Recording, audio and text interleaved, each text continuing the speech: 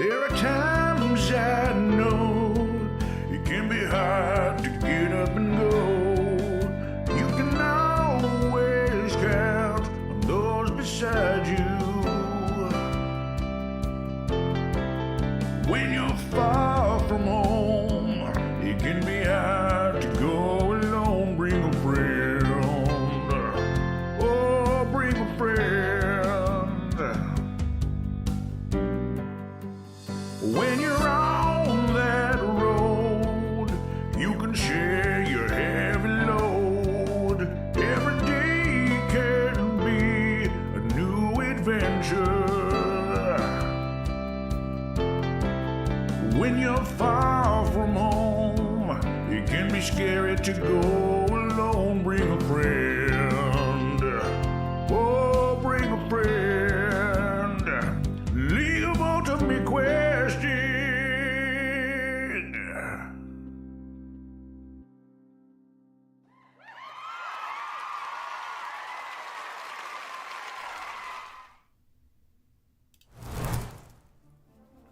Hey everybody, welcome back to this week's exciting new episode of the League of Ultimate Questing Battle Axis. Happy Monday, how's everyone doing? It's good to see everyone in chat. Very, very sad that Bree does not have headphones and therefore doesn't know what I'm saying. So I can pretty much do whatever I want, and Bree doesn't know what I'm talking about. And I just think that that's pretty funny, because I can just do like vaguely suggestive gestures, kind of, you know, like kind of like this, and she doesn't know what I'm saying. So anyway, I say that because I absolutely adore Bree, and now she won't know it. But my Monday's going pretty good. Got a lot of work done today. And then did grocery shopping for the next while. What have y'all been up to?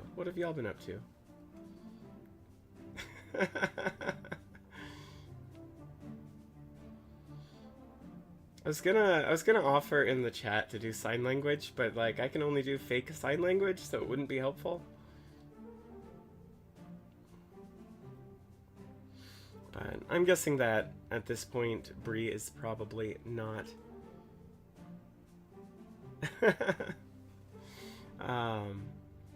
Jesus, that's who. That is spicy. That is spicy, Jacob.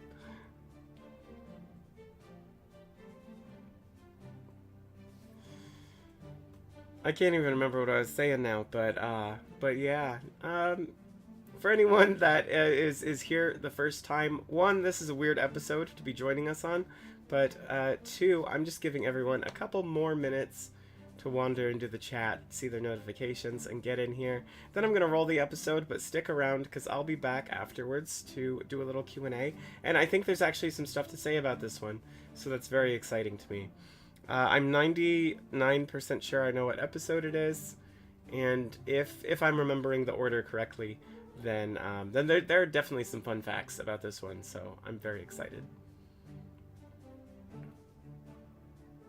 Oof, that sucks, Luce. I am sorry.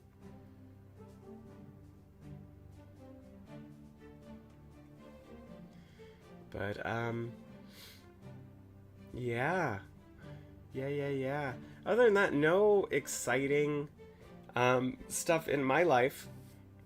Aside from, obviously, we posted jobs last week for TPK, and whoo boy, it has been a bigger response than I anticipated. But only on like my side, which is ridiculous. I don't know what the brewing number is up to, but it's a relatively small number of applicants, relatively compared to the number of gaming applicants, which is huge. It's huge. So I did my best to just acknowledge everybody via email today, and say that I'm working through it and reading all the things, but some of them are pretty fun. Some of them got a little creative and risky with like the formatting of like their resumes and cover letters, and I'm here for it because that's definitely stuff that I do, and so I like it very much. But yeah.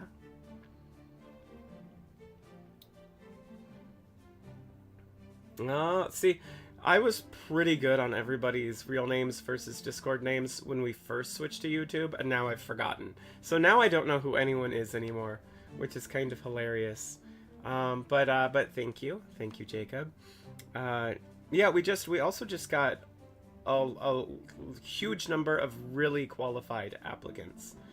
So early on, I had a section of people that I kind of went through their stuff, and I thought, I really like what they have to say, but they're maybe a little less qualified, but I still want to talk to them. But it's gotten to be so many people now that I've had to kind of cut those people, unfortunately, and just go with like the really like top candidates. But I'm getting a surprising number of industry people. Just a lot of people that have worked on like published RPGs, not just third party, but like first party, and people that have like published their own RPGs, and like all sorts of other stuff too, like people that run LARPs, people that like just like organize like really big gaming events. Like it's a really good list. I'm really excited, but also I'm really I get really anxious about disappointing people.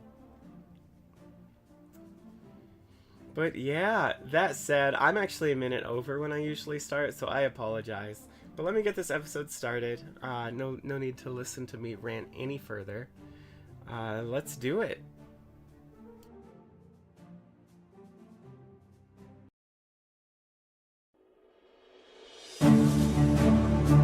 Hey LUQ cuties, it's Zach and Long here with some super exciting news about the League of Ultimate Questing. If you've been listening, you've probably put together that we're approaching the end game for Battle Axis.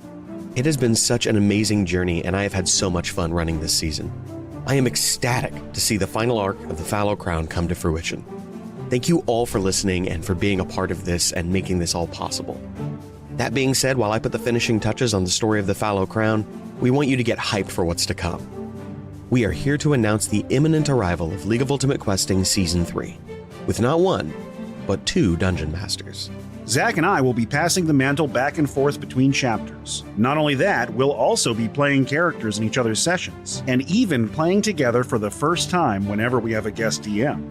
We've been working for months to build the world of Season 3 together. There's still a lot to be done, but we're thrilled to bring you the first details. Our crew of adventurers will take to the skies aboard the vessel whose name they will bear and honor or dishonor with their actions, as they explore the broken remnants of the cataclysm that destroyed their universe. We've been really excited to air the promo for this season, and we'd love your feedback before it goes to Realm for a signal boost. If you haven't joined the Discord, now is a great time. You can find the link to our server on the LUQ.com, or you can just send your thoughts to admin@slapdashstudios.com. Get ready for new cast members, new worlds, and bold new format changes in an all-new setting. With the League of Ultimate Questing Season 3, Shattered World.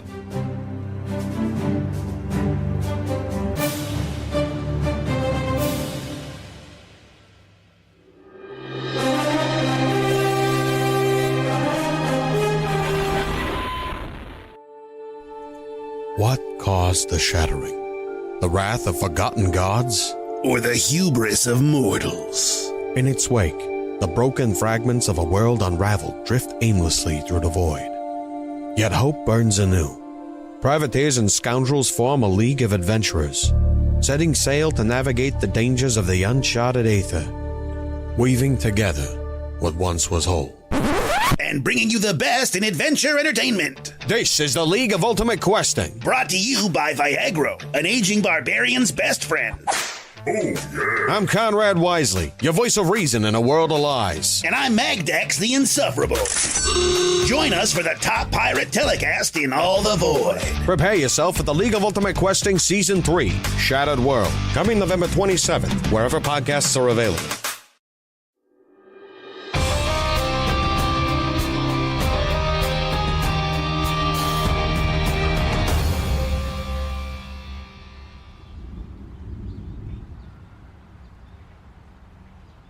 It's okay, Wusha. This is going to be difficult, but it's important that you want to remember. What you see may be too much, but I need you to breathe, okay? Just breathe and remember. Let me take you back to the liar's whale, back to the mire, back to the sea.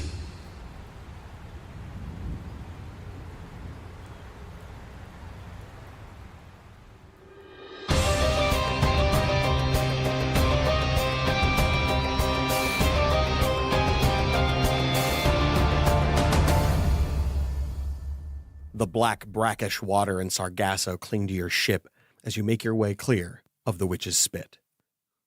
Still don't think it was right. They weren't doing nothing what they weren't supposed to. We could have asked. We could have done anything else.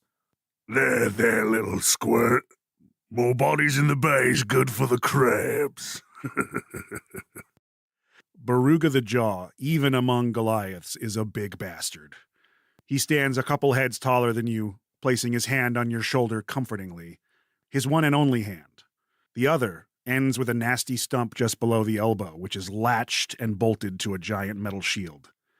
He wears heavy splint mail, not favorable on the deck of a ship, but he shows courage in it. The front of it has a small metal figurehead like the front of a vessel, carved in the shape of a crucified merman. A heavy shark tooth blade hangs at his hip, and half of his face has been bitten off, stitched back together with whatever remained.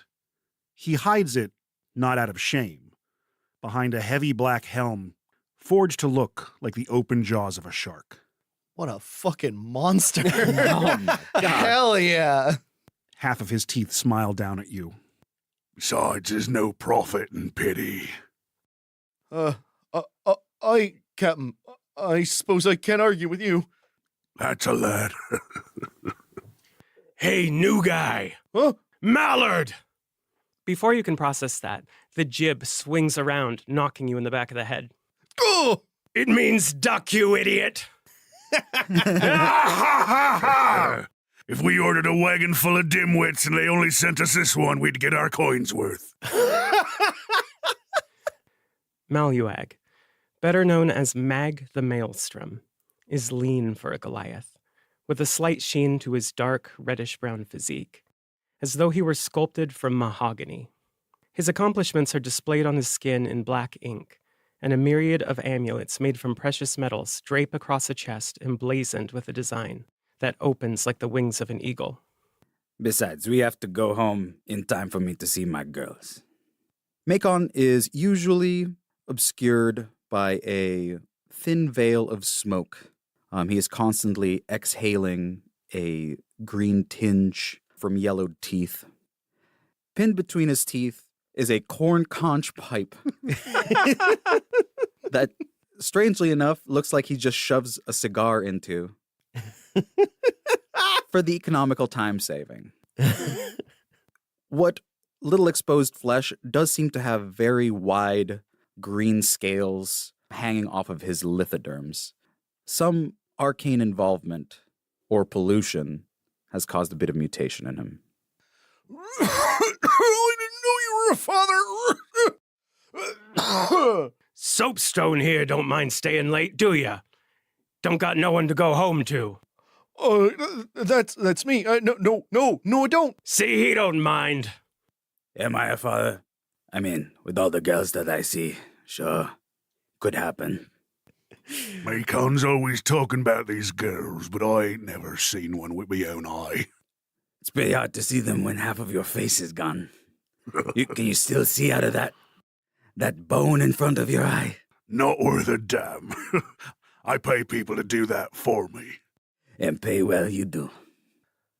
Stumbling out of the haze of both cigar smoke and insults,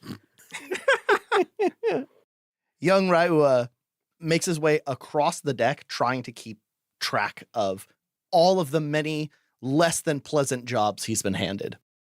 Raiua was never the tallest of Goliaths, a little on the small side. Only 7 feet tall or something like that.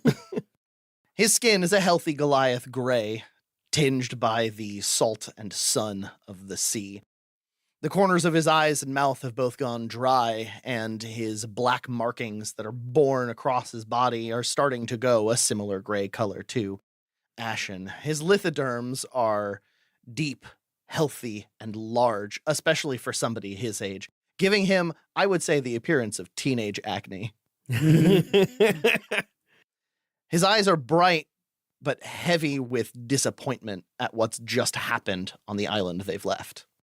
The Isle of Kuhake Kupua, or Witch Spit, became uninhabitable after the Merc came. Recovering the artifact for the island refugees was your idea, Raiua. But you didn't anticipate that your crew would treat their sacred spaces so poorly, nor do such harm to their guardians. They had little in the way of wealth, and you had to fight tooth and nail to convince them to go. So worth it when the Dawn Caller of Witch Spit sees what we brought back for him? Right. Yep. They'll be surprised, all right? Hey, Macon, we got any of that wood wine left below deck? This feels like time for celebration. I could have sworn that we emptied that out a long time ago. Bother that. There's gotta be something worth quaffing down there. Lad, get to it. Find us something wet and tasty. Aye, Captain. Wiping the sweat from his bald brow, Raiua is going to find the fastest way below deck. But I did find some of these urns that they had. There's some liquid in it. I say we make the soapstone over there taste it first. See if he cups it up. Either way, while he's below deck, we set sail for Slagport. You hear this as you find a cask of mead. Oh, that's good. I have a few girls in Slagsport. Lives up to the name. Raiua, not being an accomplished sailor, definitely drops the mead he was carrying. You all hear the sudden slam. Shit! Oi, Bolus, you spilling me brew? Momentary pause, Captain. Raiua is going to try everything he can to, swipe the liquid off the floor back into the fucking keg. That one's got no brains and algae hands. And thus Chunky Grog was born. The banding has come slightly askew, causing some of the liquid to just actively begin pouring out. Not enough to lose it fast, but enough that you're going to want to start drinking it very soon. Fuck. Raiua is going to wrap it in whatever canvas sheet he can find down here that's definitely meant to replace broken sails. As you come back up to the top with the cask under your arm, you are the only one to be looking in the right direction. Far off in the distance, the way you're intending to go, a storm is brewing. I had no idea we were supposed to sail around such big reefs. Don't worry about the storm. It's behind us now. Is it? Listen to your captain. I snatch the keg out of your hand and pop the top off, realizing it's already broken. Oh, you can't do anything, half-wit. Take a couple big chugs, most of it spilling out through the shark teeth of my helmet. Yeah, don't worry about it. I have a shortcut. As I turn the wheel away from the storm towards Slagport. Glad we have such a talented navigator. You could learn a thing or two from this one, being you's able to do such things. Oh, Captain, I'll try. Yeah, I know how to get around. Looking at you, lost cause. I'm going to grab one of the jars that Macon showed me from the burial site and hand it to Raiua. Here, you have a drink of this. You've earned it. Raiua will take the urn and look very carefully. It is a sacred burial urn. Aren't we supposed to leave these closed? Ain't worth nothing closed. Captain, this in order? Test of loyalty? Sure. I feel like my loyalty's been tested a lot recently. My patience been tested a lot recently. No offense meant, Captain. Swiftly opening the thing. Oh! The smell of seawater and kelp would have been fresh and invigorating if there hadn't been a small collection of organs floating inside of it for the last several decades? Lovely soup. Yeah, it's like when they put rattlesnakes in the rum. Never seen that before. Raiwa is going to carefully upend the thing as slowly as he can just to take the tiniest little drop from it. Taking a couple silent steps towards Ryua, Mag is going to grab the bottom end of the urn and fully tip it into his mouth as he drinks. It is salty and sweet and ancient. The murk, the filth, it spills into your mouth and immediately brings with it your stomach contents. Yep. Ryua falls to his knees and just starts retching on the deck. Why, you're holding a bucket and you puke on my deck. As you reverse course, you find yourself moving deeper and deeper into the Sargasso. The black seaweed seems to cling to you like hands, fingers dragging against the hull. Didn't they say that this was supposed to be a volcanic eruption? This doesn't look like ash to me. No, it don't. Sniff the air. It smells like rot, brackish swamps just inland. More death here than we left behind. The cove you entered was lined with these urns, and when you found the artifact, you knew you had something of value. It is a great narwhal tusk, but instead of ivory, it seems to be made entirely out of gold. And the carvings all along the spiral tell a story in an ancient Goliath tongue you don't know how to read. This ain't the kind of death that attracts the sharks. Smells more like bottom feeder food. Should I clear the sides of the ship, Captain? Yeah, after you clean up this bilge from your belly. Speaking of bottom feeders, Aye, Captain. You'll find a lot of that in Slagport. You go to the right place. You also find crabs. A particularly slim, dainty, and pale Goliath comes from below deck. He has a mask on that seems stained with black fluid. Hello, Captain. What's the word, lad? Well, it seems drinking the water wasn't such a good idea. Coming down with the squirts? More than that. So, have they do mean to me about feeling a bit sick since we left? Looks like whatever you collected in your barrels isn't usable. Causing all sorts of problems. Blackening the fingers. It looks like gangrene. You didn't have yourself a sip, did you? I chose stronger drink. Aye. We've got a long sail ahead of us and we'll need fresh water. Do we need to reroute? I don't think there's anywhere we could go there, is it? You got maybe a day, maybe two, depending on how many of the crew you want to keep on hand. First things first. All hands on deck! You hear a grumbling and groaning coming from below decks as numerous Goliaths exit and begin crowding around, murmuring to each other. I need you lot to gather up the barrels from below deck, what captured the drinking water we took from the island, and upend them over the side. oh, Captain, what? Ain't good drinking water. Something about it's tainted. I put it in my still. Is that a bad idea? Everything you do's a bad idea. All right. Now get to dumping, but don't toss me barrels overboard. They're not free. The barrels that they drag from below decks seem to be seeping with a black sludge. The hell kind of mess did that runt get us into? The carpenter's pipes up. Well, from all I can tell, it seems like, what's this? It looks like it's already rotten. But it's only been a few hours. Come on, you know the rules. We shit in the river after we fill the barrels. This looks like twisted magic to me, Macon. You give it a look now. I'd like you to go ahead and roll me an Arcana check. Or Nature, whichever is higher. I'm trained in Arcana, but am I smart? No. That is a 13. You don't know exactly what this is. You've definitely never seen or read anything about it, probably because you don't really read a lot.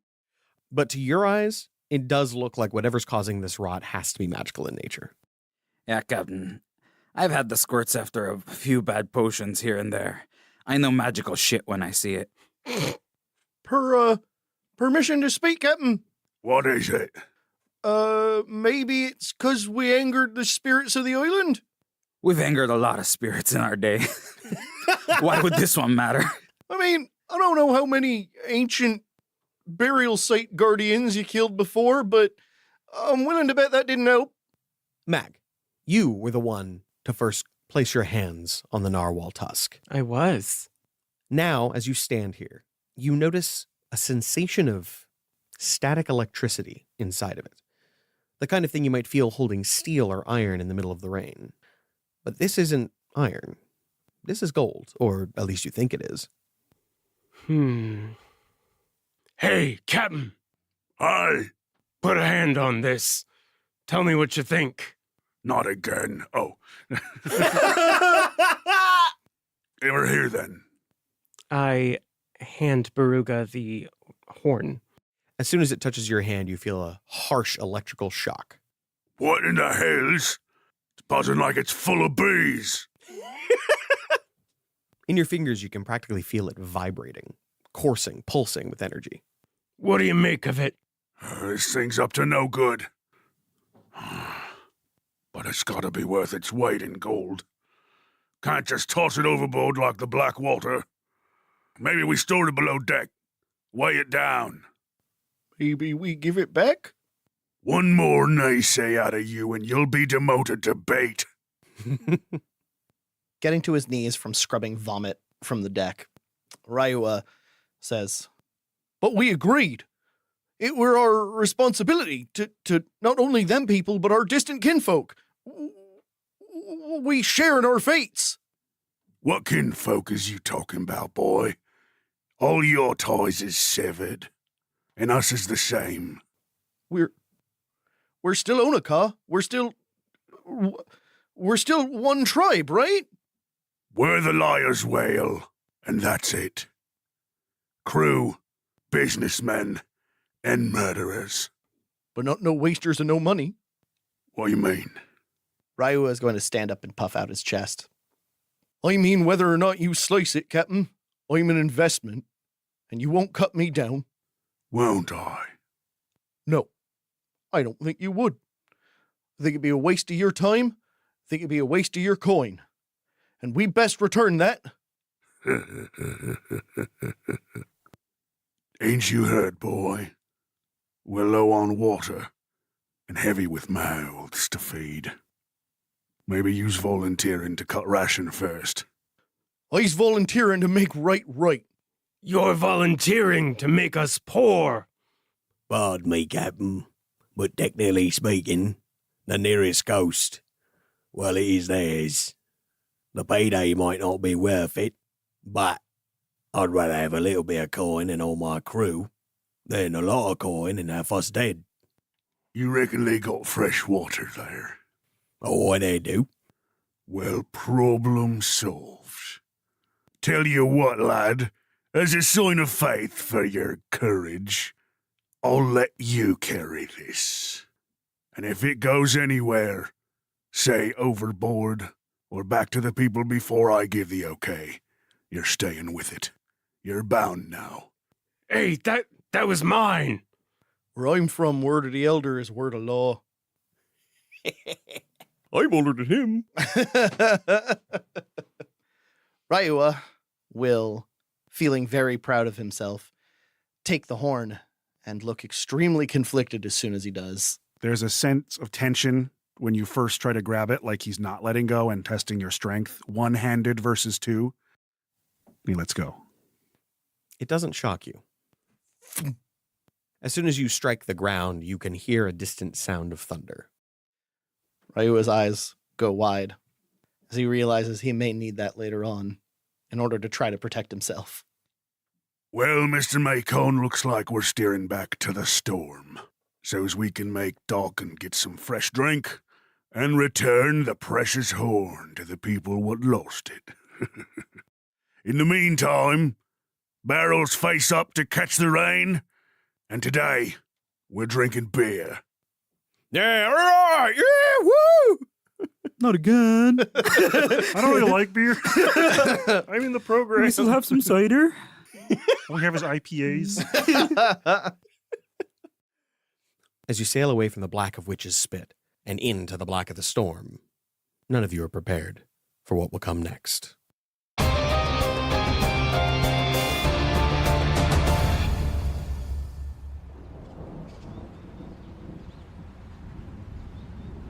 It's okay. Wusha, breathe. Just breathe. This happened, is happening, and will happen. You don't need to let the storm take you. It already has. It was not the storm that took your life. He tried to save it.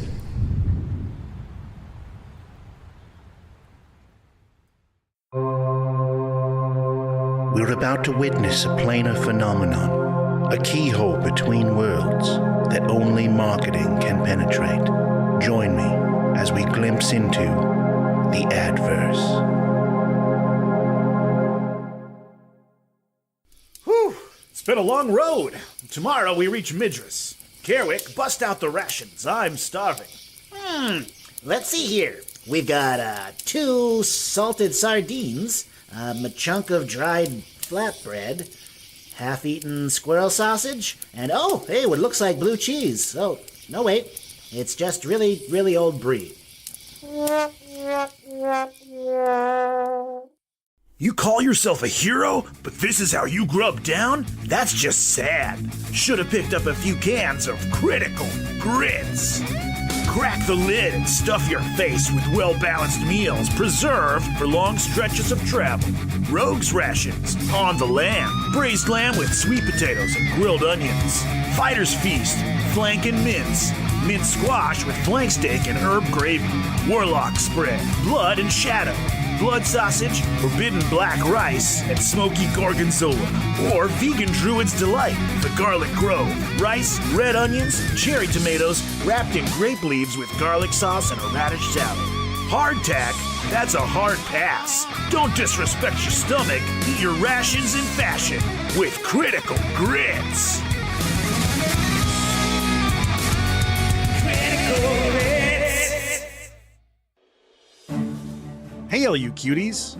You can't hum while you're holding your nose shut. This month is full of exciting announcements from Slapdash. The future is brimming with big things, and we're looking forward to making them come to life. To follow us for all the updates, be sure to join the Discord and follow us on social media. You can get all the relevant links at the LUQ.com, including links to our Patreon. This show is made possible by Patreon and all the wonderful supporters we've gathered along the way. Our current legendary mid-roll teams are the Titans Rise, the Twilight Concord, the Ceaseless Horde, and this week's featured team, the Forgotten Legacy, with Chance and username Already Taco. To get a personal message read on the show or for possible advertising opportunities, reach out to admin@slap-studios.com. Be sure to follow our YouTube channel to see all the live streams Monday night with new episodes of the LUQ hosted by Dana, me and Zach's ongoing Pokemon Nuzlocke midweek of Sword and Shield, and I'll be playing a hardcore Nuzlocke of Radical Red version 3.1 in the coming weeks around noon PST. We hope you enjoy all the content to come. If you do, leave a review, follow and share whatever links to episodes, videos, and posts you can, and if you do, you have my thanks. But that's enough out of me. Let's get you back to the battle axes.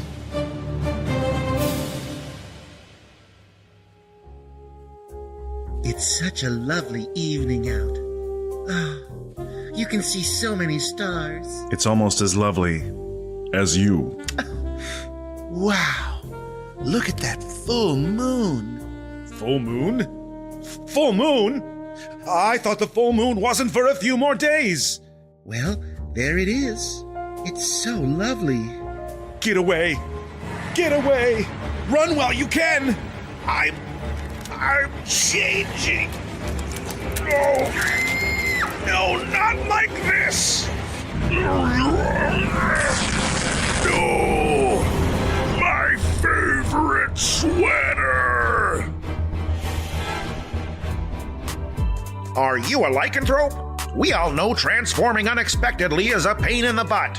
Waking up somewhere strange, having a belly full of innocent victims. But we all know the worst part, ruining your favorite clothes. Well, now there's a 24-hour tailoring service just for your needs. Did you blow out the crotch on your pants like a birthday candle? Did you split your team jersey down the middle? Did your silk boxers explode like a velvety flesh balloon? Just give us a call and our mending specialist will be there in a jiffy to resurrect your poor sundered attire. It's Wear and Tear, Lycanthrope Clothing Emergency Repairs. Call today! When you get real big and all covered in hair, call the experts at Wear and Tear.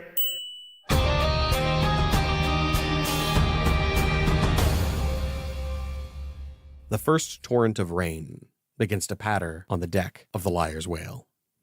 I would like everyone to roll me initiative for a skill challenge to keep your ship afloat and your crew intact. 16 for Captain Baruga the Jaw. Baruga? 16. 7. Macon is 7. 21 for sweet baby Raiwa. Ooh. 21. 17 for Mag. Nice. Bunch of show-offs. This first round is preparatory. You each get an action to try and secure in some other way prevent disaster. After this, every fail will cost you 1 crew member. You have 10 crew members. We begin with Raiwa. Having just pried lids off barrels and wanting to make sure they don't spill in the ocean and we lose precious, precious water, Raiwa is going to take some extra lengths of rope and lash the barrels to the masts. Nice. I was thinking about doing survival for that. I like it. Fuck yeah. Whoops. Got a big old 8. Ooh. Not good. Level 3 characters. That is 1 failure. You are confident you have tied the correct knot in the correct way to guarantee these barrels are secure. It makes it even harder when I refuse to let go of the narwhal horn. Each of these successes will grant you an inspiration. Each of these failures will grant me a disadvantage. Sick. Next up, we have Mag. I would like to use my woodworker tool proficiency to nail down any loose things that I really don't want flying in this storm. I love it. I'd like to make that an intelligence roll, if that's okay. Please do. 18. Beautiful. That is a fantastic success. While you watch Raiwa fail to perform even the simplest task, you go about doing what you actually should be doing, which is securing anything made of wood to anything else made of wood. That's going to bring us to Baruga.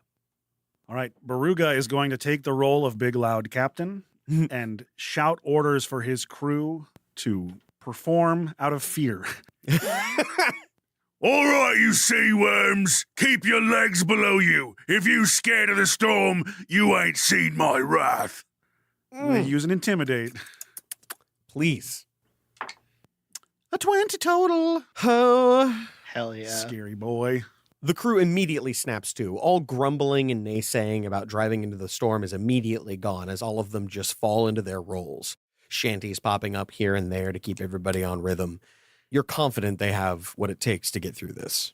Raiwa is going to mumble to himself, "Sea worm's the nicest thing Captain ever called me." Macon. Macon is going to have to switch pipes to the storm pipe. It's going to have a little roof, little alcoves to protect it from the wind.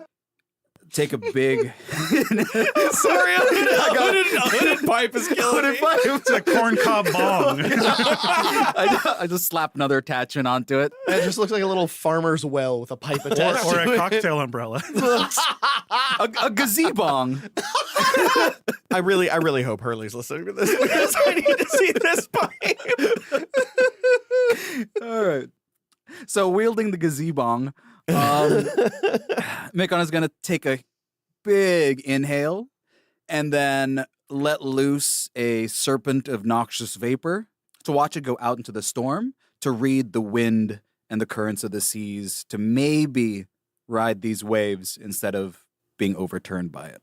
Excellent. Give me the roll. Natural 20. Rolling a 420. You made up for Wusha's failure. Nice. I love that Raiwa is the only person who has failed so far. The dice are really just leaning into the story. You watch the wind currents buffet your noxious dragon, and it tells you a couple of things. One, the wind force is moving in an erratic pattern, borderlining on something akin to a cyclone. You imagine this could get significantly worse before it gets better. As such, your mast is at risk of breakage. You're going to have to lower sails and make absolutely sure that your wind resistance is as sheer as possible. Captain, these sails have got to go down. You heard him. Take her top off, boys. You are now ready for the actual challenge. As your ship collides with the first waves, the men are not quite ready for them. On top of that, you hear report from below deck that the wood rot that was affecting the barrels is now affecting the hull. Further, lightning is seen immediately nearby, and you know that your man in the crow's nest likes to keep his weapons and armor up top. You also notice, finally, that the side of your ship is still caked with sargasso that seems almost to be moving. Take your turn, beginning with Ryua. Ryua, having already been in the rigging to deal with the sails, is going to continue climbing to get to the crow's nest to throw the metal stuff overboard. Excellent. I'm going to do athletics. Not great. I got an 11. Yikes. Yikes. Would you like to use one of the available inspirations? Yes. Yes, I would. Everybody gets one. And I have to keep the second roll? I'd say so. 10. Beautiful. Needless to say, you fail. Uh-huh. Climbing used to be your strong suit, living predominantly inland, and so you're used to the idea of elevating your body. You're not used to elevating your body across things like slippery handholds. So as you start to go up and the weather gets heavier and the rain starts battering you and the winds are moving hither and yon, you find yourself suddenly on the ground again with a loud crack. You're not sure if that was your head or your rib, but it was one of them, or both of them. That brings us to Mag. Damn it, Polish, if your brain was an egg, we couldn't batter a single prawn. Ryua responds with, Stepping over Ryua, Mag is going to head below deck to use investigation to look at the damage from this dark water and kind of assess if it can be cut away or stopped in some other... How big is this problem? Sure. 21. Excellent. You take a look. First, you do notice the rot that they're talking about. It genuinely looks like the spaces between the boards have already started to see like decades of age and wet rot. But of particular note are thick strands of sea flora reaching their way through the cracks. The water that's pouring in is black. Hull is compromised, Captain. Start fixing, and men, prep for bilge. Several men immediately go below decks and help you in whatever process they can to try and keep the hull from leaking. That brings us to Baruga. As one of the crewmen runs by me, it's one of the oldest members of the ship, one of the Goliaths who's lived a long and wisdom-gathering life. I snatch him by the collar with my one good hand.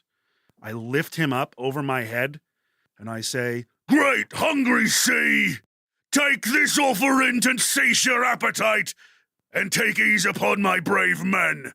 And I'm going to use a strength religion check to hurl him overboard and offer him up to the sea gods. Oh my Jesus. Fucking strength religion is amazing. Do it. Incredible. That's a 19. No, 17, sorry. Beautiful. Roll again. I'm going to use my one disadvantage. Zach hates my cool shit. That's higher. Oh, God, no, I love the idea. I just like the idea of Baruga failing. Well, my whole flavor with Baruga was going to be treating the sea as an exchange of hunger. Like, sure. He eats sharks. He eats tridents. Anything that would bite him, he bites back. So this, as soon as this popped in my head, I was like, oh. I love it. What are you doing, Captain? No, not me. Relieved of duty. He hits the water, and as he does, ahead you see a brief abatement of the storm. Mm-hmm. I've suddenly fallen in love with Baruga as a character. Very good. Macon. Inspired by my captain, his sacrifice. Not at all scared. Not at all scared, because I know I'm much more valuable to the crew than old man Jenkins out there. I'm going to use my navigator's tools. Okay. And head towards the abatement in the storm that you just mentioned. Okay, sounds good to me. So keeping the wheel steady and hoping this rudder don't snap. I love it. That's a 6. I got inspiration to use, you right? do. You have one. Yeah. I can't just do my captain dirty like that. Okay. 14. That's a success. Yeah. Hell yes. Nice. You guide your ship between the choppy waves, moving as quickly as you can towards what could be an abatement or could be the eye of the storm. That brings us back to Ryua.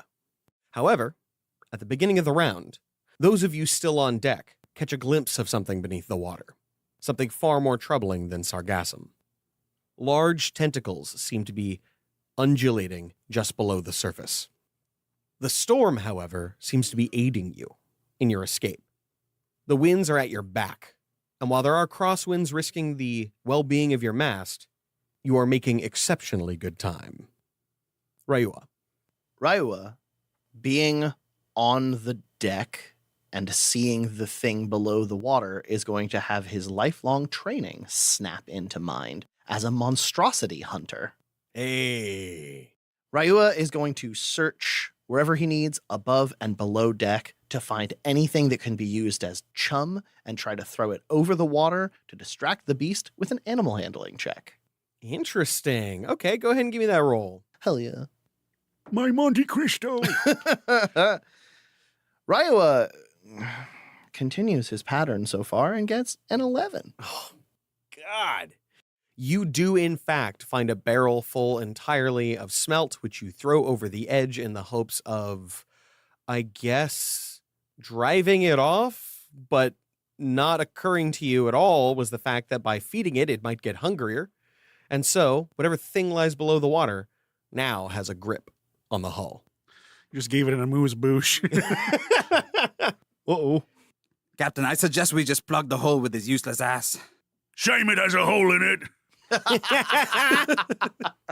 That brings us to Mag. Running back topside, Mag is going to use a sleight of hand check to fix Wusha's knots.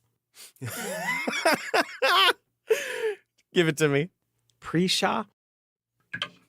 That is a 12. How many inspirations do we have? You have 2. I would like to use one. Okay. Dirty 20. Excellent. God damn. That meets the objective. Not only do you manage to successfully secure the life-saving and precious barrels to the deck of the ship, you also prevent the barrels from flying out of control and killing your men. Seems good. Seems good. I like that. Yeah, Captain kills the men, not the barrels. I'm the only one that smashes people. But not before it happened already. One barrel flies clear of your control and takes out one of the men, knocking him clear off, and from deep below you hear a hungry growl. Eyes up, men!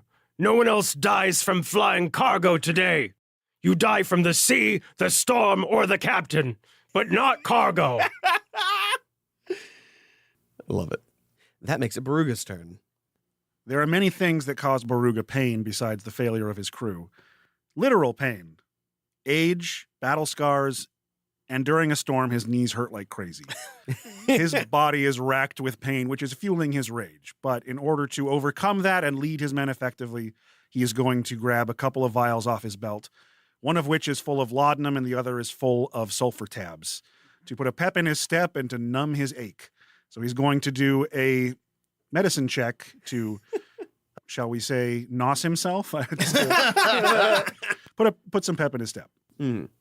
Is there a stat I should use for this, or just classic medicine? I would say medicine dexterity to get there safely, get the shit, get it in your body without, while simultaneously not having the use of your hands and only one functional one. One good hand, yeah. Yep, I've drugged up in a storm before, though. All right, I like that.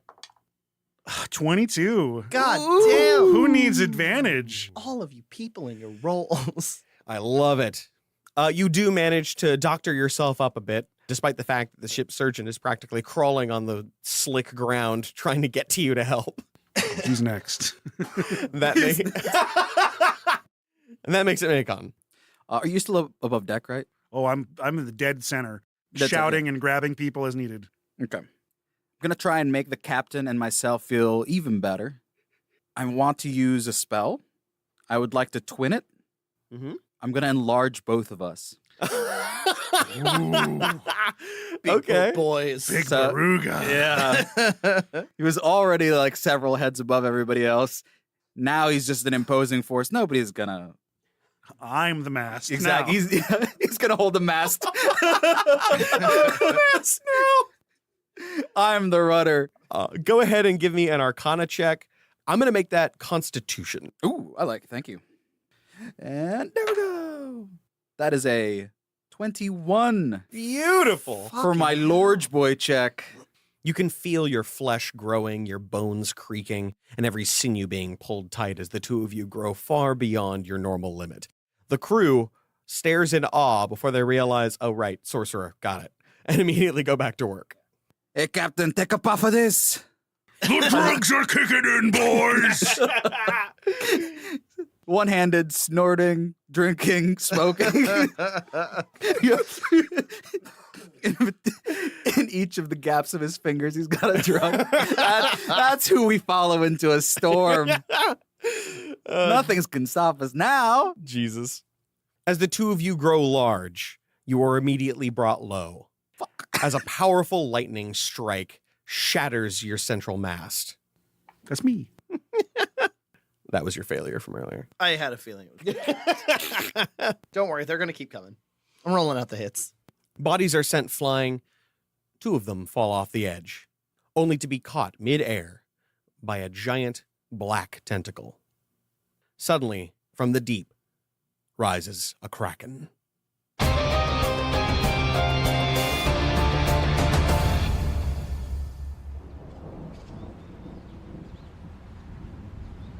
Please, Wusha, please don't resist. I can't let you change what was. I can only guide you through what is.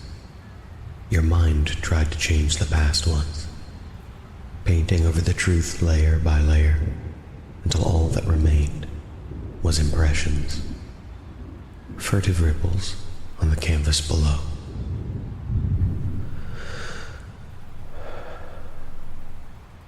The battle begins as it has so many times before. But you don't need to fear the beast beneath the storm. It bears the burden of drowning multitudes, shepherding the dead to restless burial amid the depths. But that is not your fate. At least, it wasn't then.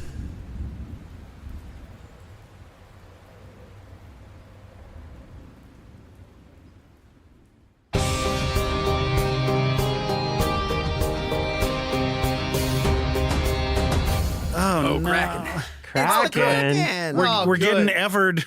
The butt kraken. Let's go. Yeah, that's right. I'm going for the cliches. Yeah. Listen. That's if what you're flashbacks are for. Yeah, if you're going to tell a story Kraken? at sea, God fucking damn it. Did you interrupt an actually thought out line with what's kraken? I did. Trust me, nothing was thought out there. Sorry, continue. Not a single thing was lost. Let me just throw the low-hanging fruit right in Max's face. You know what? After the times I've done that, I deserve it. Fair. And this is the fucking pile on Max episode, so fucking True. whatever. Man, that went way harsher than I expected it to. It was so beautiful. Ugh. I was Look. not expecting that level of hostility. If Max wants respect at this table, Max needs to make a fucking roll. I've got to earn it, and I have not. I am so pleased that you failed everything put in front of you. It's building character. Yeah, it is. Yeah, it fucking is. Let's go ahead and go around the table, starting with Angelo. I kind of like our intro, our Davy Jones's locker talk. Fuck off. That was some very mid-hanging fruit. Beautifully done. I know, thank you. But God, we're such rude boys. Yes. Max? I love all of your pirates. I love all of them. They're all great. This is 100% the energy I was fucking looking forward to, and all of you nailed it as hard as humanly or Goliathly possible in this case. God, it's fun to be dicks. Just wait till you meet my little friend.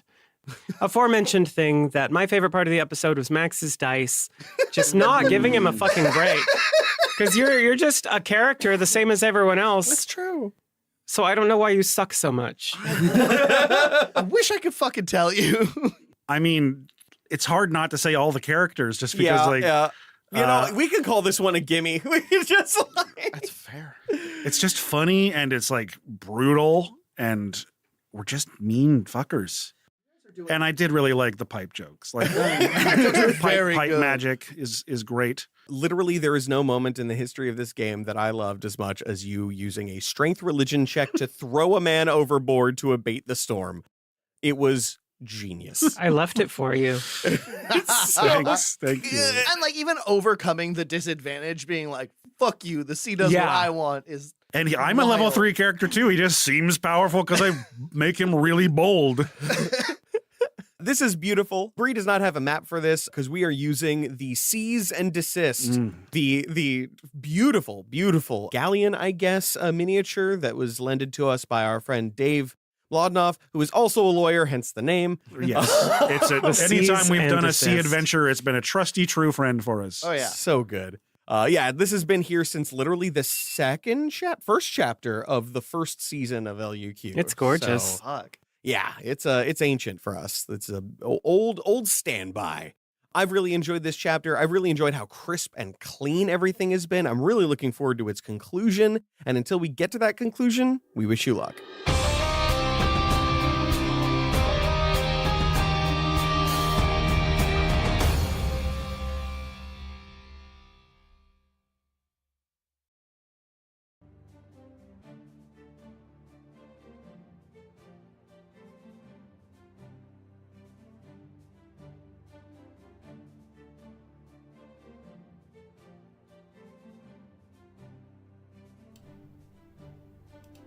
And I am back.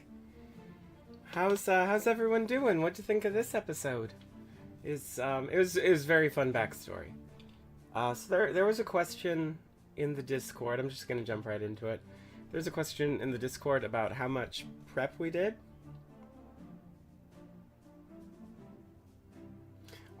Sorry, I looked up and the bars were still there, and I'm not used to them still being there. It must have ended on audio, which is unusual. Usually it fades to silence, and so I was making sure I wasn't talking over part of the episode. Anyway, yeah. So in terms of prep, we knew we were doing Wush's backstory. We knew we were a Goliath crew of like this pirate ship, and we had like a couple weeks to come up with characters, and we actually didn't coordinate that much. Law at one point, like you know, after the first week, just said like, hey, this is the character I'm thinking of playing, this is his name, and we kind of kicked around to make sure that we were like different classes and things, but other than that, we didn't do too much on that side. And in fact, we didn't actually decide that Baruga was the captain until the beginning of this episode, where we just like started calling him captain, and Law's like, I'm okay with it. But the main thing that we did is we had a few short conversations where we intentionally left Max out of it, just to kind of coordinate what we're doing. And originally the characters, I think, were a little funnier. But we came together and said, hey, wait, if this is Wush's backstory, the Fallow Crown is like the first place where he belonged. We really need to highlight that he doesn't belong. And how do we do that? By bullying him. And we warned Max, and Max was super into the idea, but we're just like, okay, we're gonna bully him. So we got together and we're like, okay, what are some inside jokes that he's not a part of? Like what like names can we call him? And just kind of brainstormed some of this stuff. But there wasn't a lot of coordination other than like just a little back and forth on that, and then it all kind of came together. It was very, very fun. Let's see. Catching up on the chat. Yeah, the end is, I'm not gonna spoil it, but it's super cool. Like, this was such a fun little, like, one of my favorite side stories, I think, just because of how it all came together and how really great it ended up being. I'm not sure what LUQ history you're talking about, Jacob, but yeah, and Law or Zach or someone might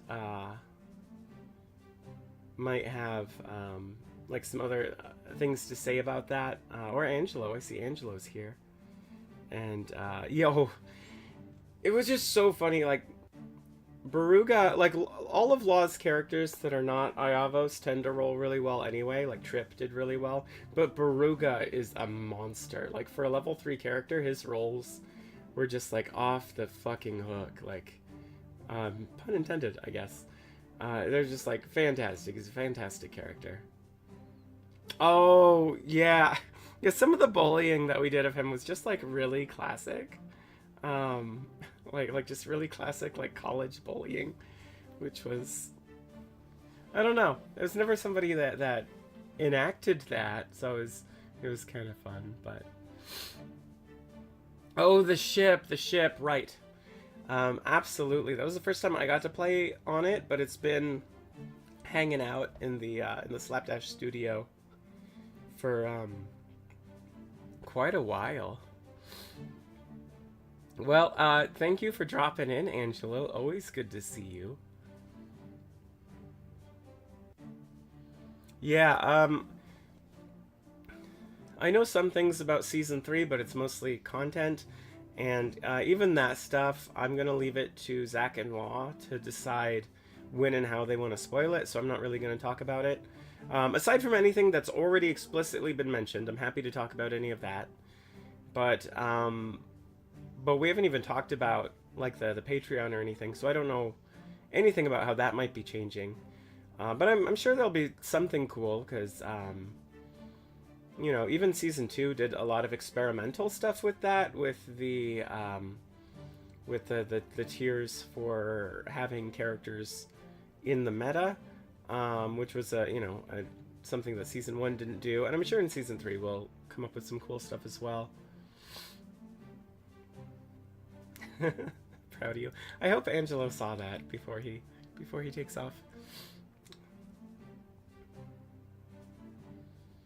But yeah, Season 3, League of Ultimate Questing's Shattered World. It's very fun that I can finally say those words. That's the first time I've said them on air anywhere, so that's very exciting for me. And all I'll say is that I really like my Season 3 character. Zach already said in the Discord, somebody said, like, new cast, and Zach clarified, well, the old cast will still be here, but we're adding more people. And that's true. The cast is just getting bigger, and hopefully more wonderful. I think it'll be a lot of fun. I think the vision, even for this season, was always to have, if possible, like we had Wuxia, but with Hal kind of in and out, and Wuxia coming on, it was still like kind of normal team size. And I think the intent was always, Zach really wanted to have, you know, some extra people on the roster to kind of be benched and come in and out. And I think that's more how Season 3 is going to run. So I'm very excited for that. It'll also make it easier for, you know, us to have a sick day or take a vacation, honestly. So it's just very good for the longevity of the show and the cast. But yeah. Yeah, I don't think that was a spoiler. I am coming back.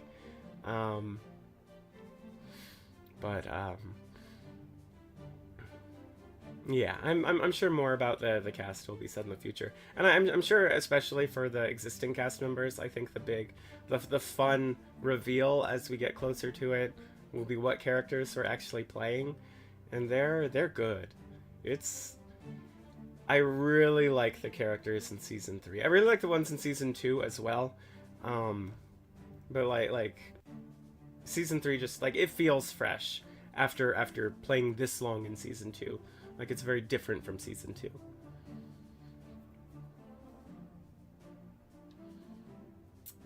Yeah, dual DMs is a fantastic idea. It's also, I think it'll be a lot kinder on both of our DMs, just in terms of workload and burnout. Anything to manage that, because, like, you know, behind the scenes, I know Law kind of looked a little frazzled by the end of season 1, and Zach is looking a little frazzled now. And it's just, it's a lot. You know, DMing is a lot, and DMing for something like this is can be especially demanding. And so I'm very happy, very, very happy for them to share that mantle. And yeah.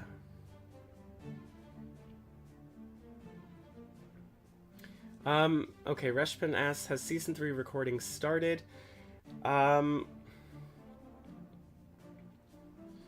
officially. We recorded a pilot that just because of some changes even to the characters that we were playing for the pilot, it was just kind of a cast and character test.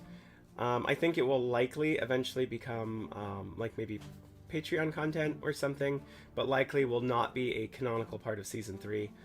That's all we've done, but we have done a lot of just the process for casting season 3 and having like our session 0 and really working on the characters has actually been a much longer and more involved process than it was for season 2.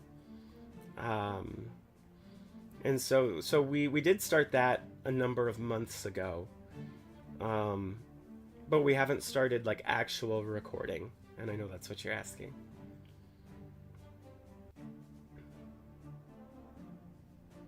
Oh, that's exciting, Law. I can't wait. A captain episode. Yeah, I suppose you could say that. But yeah, the theme is very fun. The world is fantastic. Like the world building that these boys do is always top notch, and it is much like everything else I've mentioned, a big departure from all previous seasons, because I think one thing that you know, if you've listened to what Zach and Law say about the show now and then, you know, it's been apparent on multiple occasions that they intend for each season to really stand on its own and have its own, you know, lore and place where it occurs, and that's true. That's true here as well. And just even having, you know, these kind of pirate radio broadcasters instead of the traditional like sports commentators is a bit different and a lot of fun. And I like them a lot too. They're fun characters.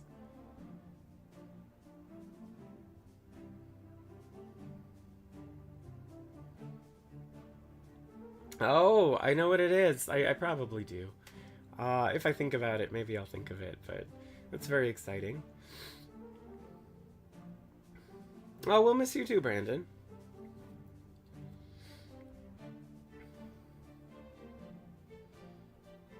Well, unless there are any questions, that's all I really have to say about this episode and all I really can say about Season 3.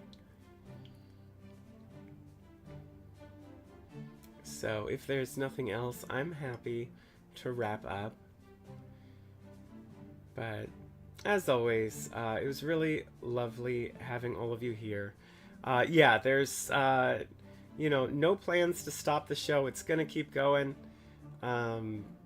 Every fucking Monday. Well, you know, it's a lot of fun, and we love the fans and the community so much that we've got to keep doing it, especially now that we're on Realm. Like, maybe it'll be our big year next year. We'll see. We will see. But have a fantastic rest of your week. Don't forget to like and subscribe. And until next time,